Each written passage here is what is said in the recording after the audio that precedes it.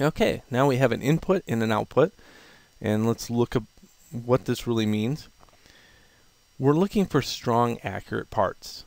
Okay, there's a few things that happen if you do things as far as the layout is concerned on 3D parts. There's tons of stuff to learn from these test prints, and I'll walk you through what this test print looks like as through my eyes, and what happens with certain things that occur when you print.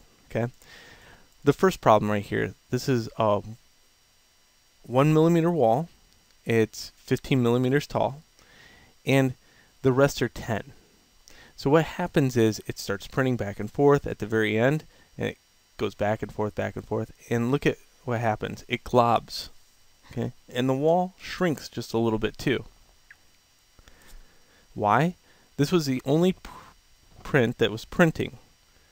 So what happens is it doesn't have time to cool. It just keeps going back and forth. That's where you need a fan in order to cool it, and I try to stay away from fans using tricks like separating out my models and different things like that. But I try to separate out my models enough so it has time to cool between thin wall operations. That's a little trickier stuff, so don't worry about that just yet.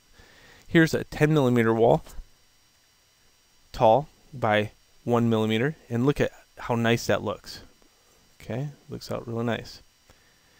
This is the head right now without any changes, and this is the head with augmentation in the rip code. Okay, so in this case I have a 0.5 head. It's milled 0.5 diameter, and this is what its output is.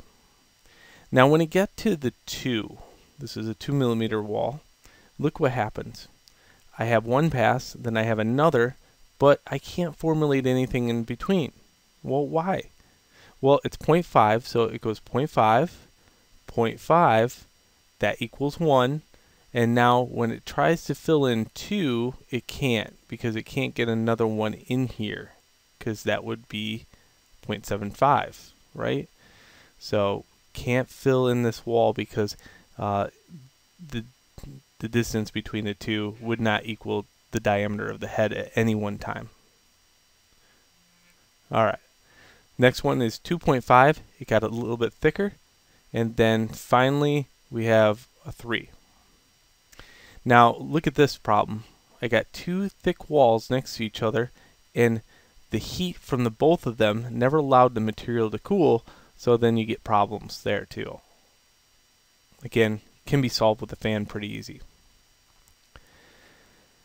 Now, I like this wall right here, this 2 millimeter wall, and I like using the 2.5 millimeter wall. Sometimes I use a 1 millimeter wall when I deal with cases and I deal with like lids and stuff like that, but I know what these parts look like and how sturdy they are.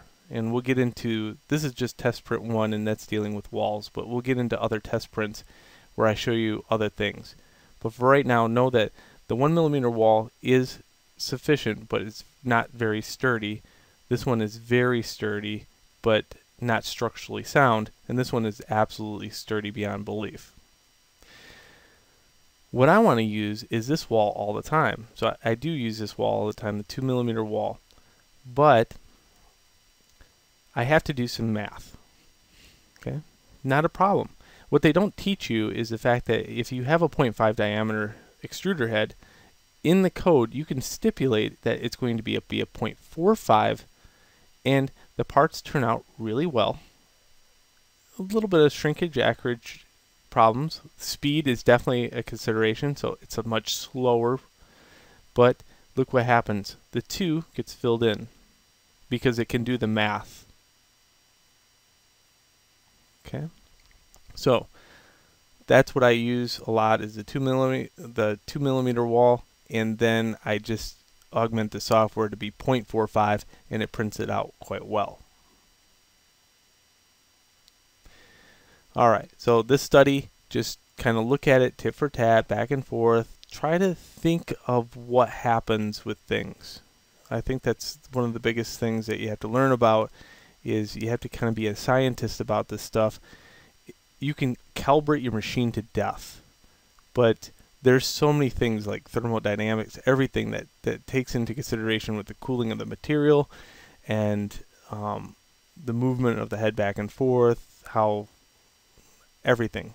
There's so many things that play upon itself in here that being a scientist in some natures can be quite hurtful and in other natures quite helpful. In this case, limit it down to what it's really important: sturdy walls. And what can I do here to make myself a better modeler to get a better output? So this is test print 1. Enjoy. Please move on to the next unit.